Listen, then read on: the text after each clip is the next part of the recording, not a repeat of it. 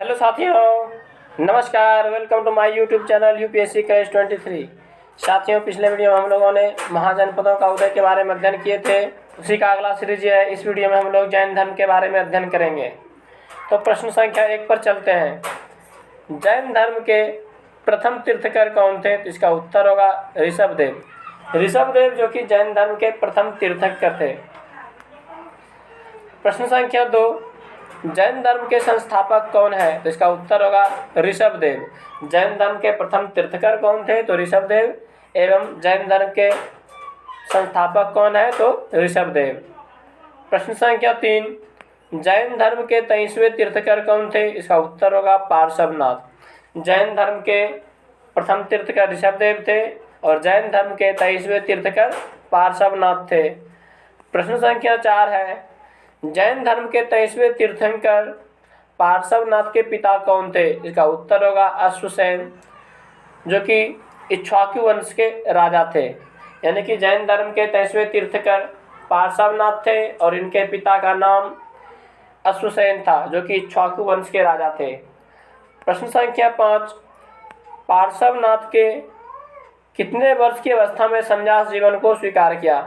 पार्श्वनाथ यानी कि जैन धर्म के 23वें तीर्थकर पार्श्वनाथ ने कितने वर्ष की अवस्था में संन्यास जीवन को स्वीकारा था? तो इसका उत्तर होगा 30 वर्ष की अवस्था में। 30 वर्ष की अवस्था में पार्श्वनाथ ने संन्यास जीवन को ग्रहण किया था। प्रश्न संख्या 6, पार्श्वनाथ के द्वारा किस प्रकार की शिक्षा दी गई थी, या फिर पार्श्वनाथ ने किस प्रकार की शिक्षा दी थी? इसका उत्तर होगा 4 प्रकार के। इसका हिंसा ना करना, सदा सत्य बोलना, चोरी ना करना और संपत्ति ना रखना। ये 4 प्रकार के शिक्षा 23वें तीर्थंकर पार्श्वनाथ के द्वारा दिया गया था। प्रश्न संख्या 7 है, जैन धर्म के 24वें एवं अंतिम तीर्थंकर कौन थे? इसका उत्तर होगा महावीर स्वामी। जैन धर्म के 23वें, 24वें एवं अंतिम तीर्थंकर महावीर स्वामी थे और 23वें तीर्थंकर पार्श्वनाथ थे और प्रथम तीर्थंकर ऋषभदेव थे।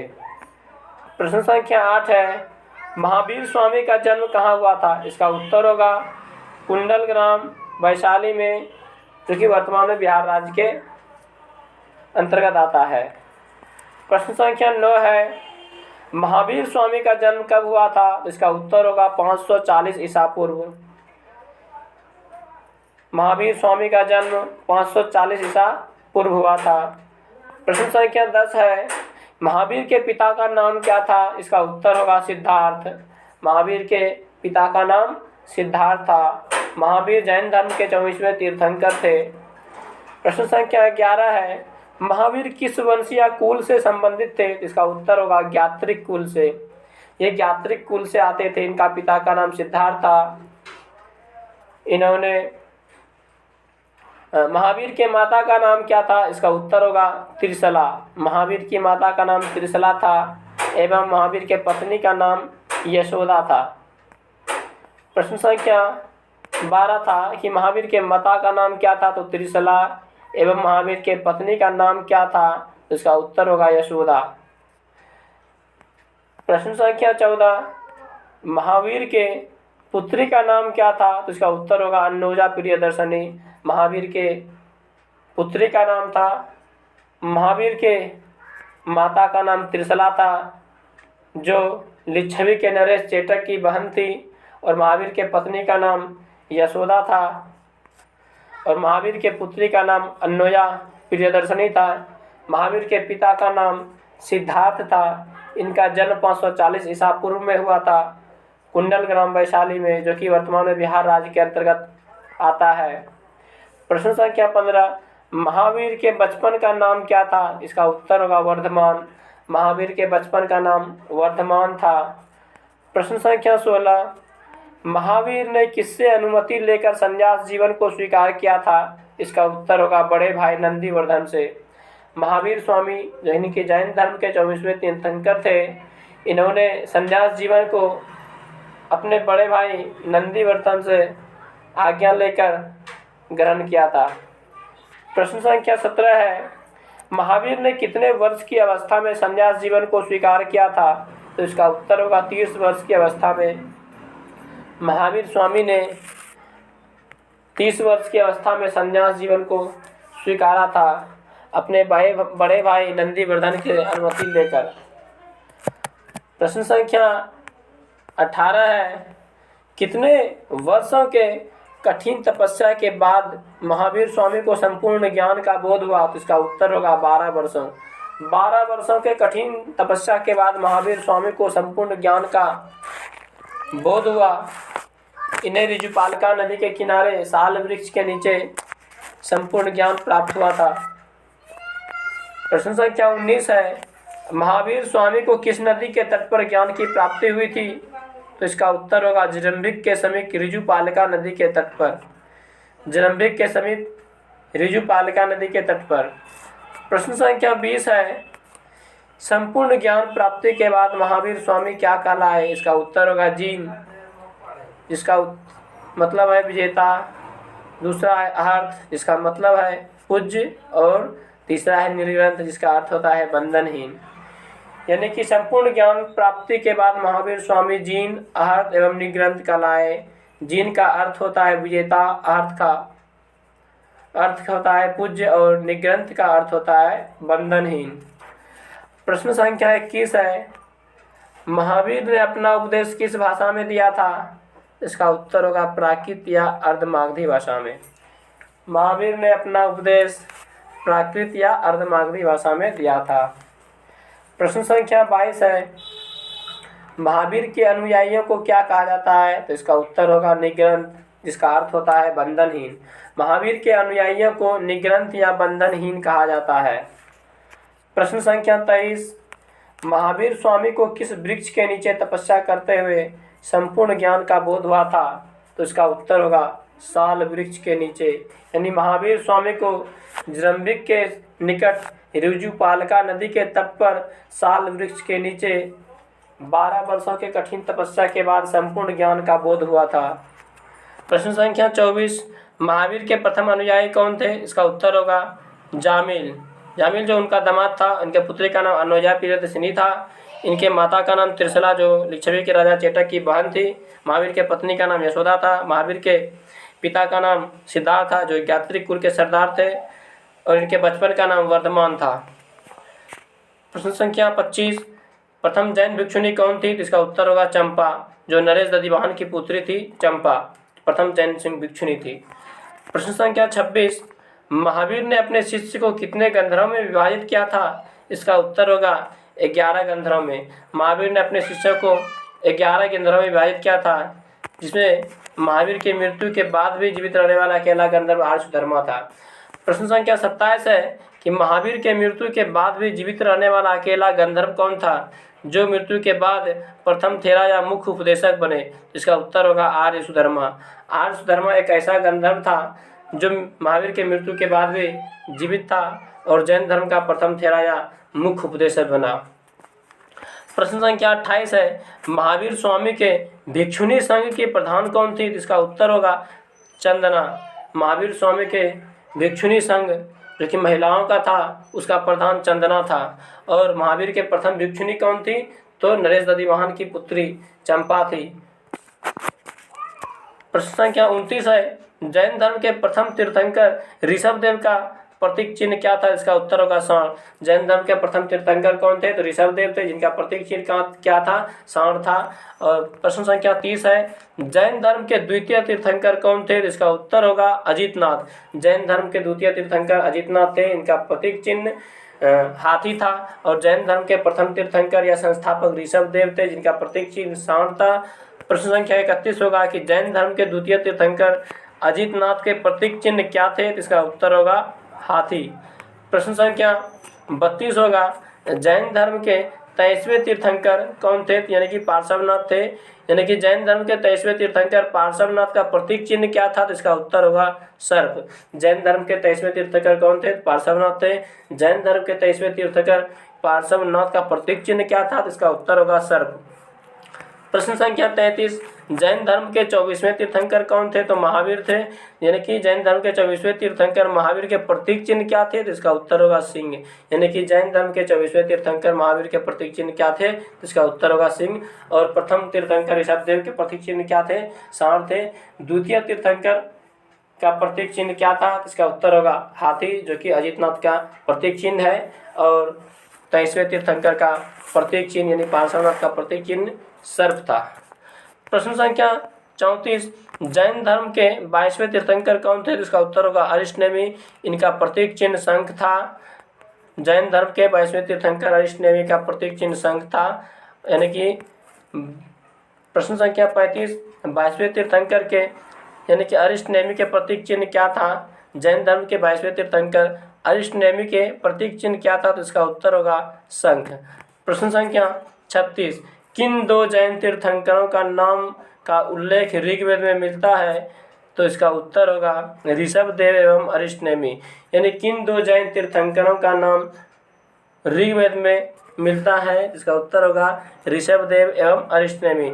ऋषभदेव जो कि जैन धर्म के प्रथम तीर्थंकर थे एवं अरिष्टनेमी जो जैन धर्म के 22वें तीर्थंकर थे। इनका प्रतीक चिन्ह था शंख। जैन धर्म के 22वें तीर्थंकर अरिष्टनेमी का प्रतीक चिन्ह शंख था। और जैन धर्म के प्रथम तीर्थंकर ऋषभदेव, इसका प्रतीक चिन्ह सांड था। प्रश्न संख्या 37 होगा, किस जैन तीर्थंकर को भगवान कृष्ण का निकट संबंधी माना जाता है? इसका उत्तर होगा अरिष्टनेमी। किस जैन तीर्थंकर को भगवान कृष्ण का निकट संबंधी माना जाता है? इसका उत्तर होगा अरिष्टनेमी, जो कि जैन धर्म के 22वें तीर्थंकर थे और इनका प्रतीक चिन्ह था शंख। और जैन धर्म के प्रथम तीर्थंकर ऋषभदेव थे, इनका प्रतीक चिन्ह सांड था। और जैन धर्म के 24वें तीर्थंकर कौन थे? महावीर थे, जिनके प्रतीक चिन्ह क्या था? तो सिंह था। प्रश्न संख्या 38 होगा, मगध में 12 वर्षों का भीषण अकाल कब पड़ा था? इसका उत्तर होगा 300 ईसा पूर्व। मगध में 12 वर्षों का भीषण अकाल 300 ईसा पूर्व में पड़ा था, जिसके कारण भद्रबाहु अपने शिष्यों के साथ कर्नाटक चले गए और स्थूलभद्र अपने शिष्यों के साथ मगध में ही रुक गए। 12 वर्षों के भीषण अकाल के बाद जब भद्रबाहु कर्नाटक से वापस मगध आए तो मगध के साधुओं से उनका मतभेद हो गया, जिसके कारण जैन धर्म 2 संप्रदाय में विभाजित हो गया, दिगंबर और श्वेतांबर में। जिसके कारण भद्रबाहु के शिष्य दिगंबर कहलाए एवं स्थूलभद्र के शिष्य श्वेत वस्त्र धारण करते थे, इसलिए वे श्वेतांबर कहलाए। प्रश्न संख्या 39 है कि मगध पर 12 वर्षों का भीषण काल पड़ने के कारण भद्रबाहु अपने शिष्यों के साथ कहाँ चले गए? तो इसका उत्तर होगा कर्नाटक। यानी मगध पर 12 वर्षों का भीषण काल पड़ने के कारण भद्रबाहु अपने शिष्यों के साथ कर्नाटक चले गए थे। प्रश्न संख्या 40 होगा, भद्रबाहु के वापस लौटने के बाद जैन धर्म कितने संप्रदाय में विभाजित हो गया? तो इसका उत्तर होगा 2 संप्रदाय, श्वेतांबर एवं दिगंबर। श्वेत वस्त्र धारण करने वाले को श्वेतांबर कहा गया एवं नग्न रहने वाले को दिगंबर कहा गया। प्रश्न संख्या 41 है, कौन मगध में भीषण अकाल पड़ने के बाद भी अपने शिष्यों के साथ यहीं रुके रहे? तो इसका उत्तर होगा स्थूलभद्र। कौन मगध में भीषण अकाल पड़ने के बाद भी अपने शिष्यों के साथ यहीं रुके रहे? तो स्थूलभद्र थे। प्रश्न संख्या 42, स्थूलभद्र के शिष्य क्या कहलाए? तो श्वेतांबर, यानी श्वेत वस्त्र धारण करने वाले को श्वेतांबर कहलाए, ये स्थूलभद्र के शिष्य थे। और प्रश्न संख्या 43 है, भद्रबाहु के शिष्य क्या कहलाए? तो दिगंबर। नग्न रहने वाले को दिगंबर कहा गया जो भद्रबाहु के शिष्य थे। प्रश्न संख्या 44 है, जैन धर्म में श्वेत वस्त्र धारण करने वाले को क्या कहा जाता है? तो इसका उत्तर होगा श्वेतांबर। श्वेतांबर जो श्वेत वस्त्र धारण करने वाले थे, ये सभी स्थूलभद्र के शिष्य थे। और प्रश्न संख्या 45 है कि जैन धर्म में नग्न रहने वाले को क्या कहा गया? तो दिगंबर। ये सभी भद्रबाहु के शिष्य थे। प्रश्न संख्या 46 होगा, जैन धर्म के प्रथम संगीति कब हुआ था? तो इसका उत्तर होगा 300 ईसा पूर्व पाटलिपुत्र में, जिसकी अध्यक्षता स्थूलभद्र ने किया था। यानी प्रश्न संख्या 46 था कि जैन धर्म के प्रथम संगीति कब हुआ था? तो 300 ईसा पूर्व में हुआ था। प्रश्न संख्या 47 है, प्रथम जैन संगीति कहाँ हुआ था? तो पाटलिपुत्र में 300 ईसा पूर्व में हुआ था, जिसकी अध्यक्षता स्थूलभद्र ने किया था। प्रश्न संख्या 48, प्रथम जैन संगीति के अध्यक्ष कौन थे? तो स्थूलभद्र थे। संख्या 49 है कि द्वितीय जैन संगीति कब हुआ था, तो इसका उत्तर होगा 512 ईस्वी में। 512 ईस्वी में द्वितीय जैन संगीति हुआ था, जिसका अध्यक्षता क्षमा श्रवण ने किया था। द्वितीय जैन संगीति वल्लभी गुजरात में 512 ईस्वी में हुआ था। प्रश्न संख्या 50 है कि द्वितीय जैन संगीति कहाँ हुआ था, तो इसका उत्तर होगा वल्लभी गुजरात में 512 ईस्वी में क्षमा श्रवण की अध्यक्षता में हुआ था। प्रश्न संख्या 51 है कि द्वितीय जैन संगीति के अध्यक्ष कौन थे, तो इसका उत्तर होगा क्षमा श्रवण। द्वितीय जैन संगीति के अध्यक्ष क्षमा श्रवण थे। प्रश्न संख्या 52 है कि जैन धर्म के त्रिरत्न क्या क्या है। जैन धर्म के त्रिरत्न क्या क्या है, इसका उत्तर होगा सम्यक दर्शन, सम्यक ज्ञान एवं सम्यक आचरण। ये सभी जैन धर्म के त्रिरत्न है, सम्यक दर्शन या दृष्टि और सम्यक ज्ञान एवं सम्यक आचरण। प्रश्न संख्या 53 होगा कि जैन धर्म के त्रिरत्न के अनुशीलन में कितने महाव्रतों का पालन करना अनिवार्य है, इसका उत्तर होगा 5 महाव्रतों का। जैन धर्म के त्रिरत्न के अनुशीलन में 5 महाव्रतों का पालन करना अनिवार्य है। प्रथम होगा अहिंसा, दूसरा सत्यवचन, तीसरा औस्तेय यानी चोरी न करना, चौथा अपरिग्रह एवं पांचवा ब्रह्मचर्य। प्रश्न संख्या 54 है कि जैन धर्म को किन सिद्धांतों ने लोकप्रिय बनाने में मदद किया, तो इसका उत्तर होगा 4 सिद्धांतों ने। शिक्षा, अन्न, चिकित्सा और आवास, इन 4 सिद्धांतों ने जैन धर्म को लोकप्रिय बनाने में मदद किया। शिक्षा, अन्न, चिकित्सा और आवास, इन 4 सिद्धांतों ने जैन धर्म को लोकप्रिय बनाने में मदद किया। प्रश्न संख्या 55 है जैन धर्म में किसकी मान्यता नहीं है, इसका उत्तर होगा ईश्वर। जैन धर्म में ईश्वर की मान्यता नहीं है। प्रश्न संख्या 56 है जैन धर्म में किसकी मान्यता है, तो इसका उत्तर होगा आत्मा की। जैन धर्म में आत्मा की मान्यता है और जैन धर्म में ईश्वर की मान्यता नहीं है। प्रश्न संख्या 57 होगा महावीर स्वामी किस पर विश्वास करते थे, इसका उत्तर होगा पुनर्जन्म एवं कर्मवाद पर। पुनर्जन्म एवं कर्मवाद पर महावीर स्वामी पुनर्जन्म एवं कर्मवाद पर विश्वास करते थे। जैन धर्म में आत्मा की मान्यता है परंतु जैन धर्म में ईश्वर की मान्यता नहीं है। प्रश्न संख्या 58 है जैन धर्म के सप्तभंगी ज्ञान के अन्य नाम क्या है, तो इसका उत्तर होगा स्यादवाद एवं अनेकांतवाद। जैन धर्म के सप्तभंगी ज्ञान क्या क्या है, तो स्यादवाद एवं अनेकांतवाद है। प्रश्न संख्या 59 है जैन धर्म ने अपने आध्यात्मिक विचारों को किससे ग्रहण किया है, तो इसका उत्तर होगा सांख्य दर्शन। जैन धर्म ने अपने आध्यात्मिक विचारों को सांख्य दर्शन से ग्रहण किया है। भारत का सबसे प्राचीन दर्शन है सांख्य दर्शन, जिसमें 25 मूल तत्व है। इसमें प्रथम तत्व है प्रकृति है और कई दर्शन है, जैसे कि सांख्य दर्शन के प्रवर्तक कौन है, तो कपिल है। योग दर्शन के संस्था प्रवर्तक कौन है, तो पतंजलि है। न्याय दर्शन के प्रवर्तक कौन है, तो गौतम है। चार्क दर्शन के प्रवर्तक कौन है, चार्क है। पूर्वी मीमांसा दर्शन के प्रवर्तक कौन है, जैमिनी है। उत्तरी मीमांसा दर्शन के प्रवर्तक कौन है, तो बादरायण है। एवं वैशेषिक दर्शन के प्रवर्तक कौन है, तो कनाद या उलूक है, जिसे भारतीय परमाणुवाद का जनक भी कहा जाता है, कनाद को।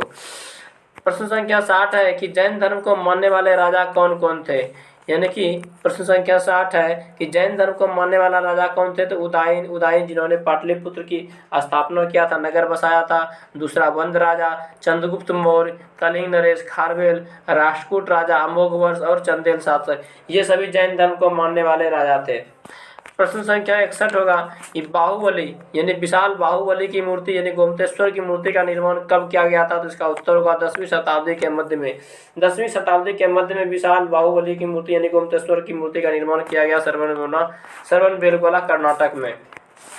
प्रश्न संख्या 62 होगा कि गोमतेश्वर की मूर्ति का निर्माण किसके प्रोत्साहन से किया गया था, तो इसका उत्तर होगा मैसूर के गंग वंश के मंत्री चामुंड के प्रोत्साहन से। यानी कि गोमतेश्वर की मूर्ति का निर्माण किसके सहयोग से किया गया था, मैसूर के गंग वंश के मंत्री चामुंड के सहयोग से किया गया था। गोमतेश्वर की मूर्ति का निर्माण कब किया गया था, 10वीं शताब्दी के मध्य में किया गया था श्रवणबेलगोला कर्नाटक में। प्रश्न संख्या 63 है गोमतेश्वर की मूर्ति किस मुद्रा में यानी गोमतेश्वर की प्रतिमा किस मुद्रा में है, तो इसका उत्तर होगा कायोत्सर्ग मुद्रा में। कायोत्सर्ग मुद्रा में गोमतेश्वर की प्रतिमा स्थित है। प्रश्न संख्या 64 है खजुराहो में जैन मंदिरों का निर्माण किसके द्वारा किया गया था, इसका उत्तर होगा चंदेल शासकों ने। चंदेल शासक जो नन्नुक थे, यानी कि खजुराहो में जैन मंदिर का निर्माण किसके द्वारा किया गया था, तो चंदेल शासक के द्वारा, नन्नुक के द्वारा।